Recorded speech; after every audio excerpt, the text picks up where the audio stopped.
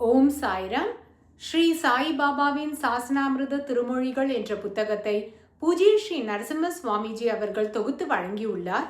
இதிலிருந்து இந்து தெய்வங்களிடமும் இந்து வழிபாட்டு முறையிலும் பாபா காட்டிய மதிப்பு என்ற தலைப்பில் இப்பொழுது காணலாம். ஸ்ரீ சாயி பாபா சகுன்மேரு நாயக்கிடம் நீ சமைத்த சாதத்தில் நெய் சேர், அதாவது அன்னாஹூதி, அதை துணிக்கு, அதாவது அக்னிக்கு சமர்ப்பித்துவிட்டு பின்னர் எனக்கு சமர்ப்பி. ரோஹில்லரே, அவை எல்லாமே அவை என்று இங்கு ஸ்ரீ சாய்பாபா குறிப்பிட்டது விட்டல் முதலிய தெய்வங்களை. அல்லாவே தாஷ்கனு உபாசனி ஆகியோரிடம் கண்டோபாவும் விட்டலும் ஒருவரே என்று கூறினார். கடவுள் அனுபவம் பேச்சல்ல என்பது குறித்து ஸ்ரீ சாய்பாபா கூறியது. கடவுளை பற்றி பேசிக் கொண்டிருந்த ஒருவரிடம் பாபா கூறுகிறார், ஏன் கடவுள் கடவுள் என பேசுகிறாய்? கடவுள் என் சட்டை பையில் உள்ளார். அழிப்பவன் காக்கிறான், காப்பவன் அழிக்கிறான்.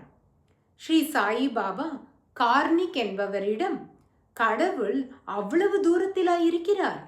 நஹி ஆகாசகோ ஊப்பர் நஹி பாதாலகே அந்தர் சதா வோ பாஸ் ஹை தேரா கஹா டுடுங்கு ஜாதா ஹை. பிரம்மநாதருடைய கீதங்கள்.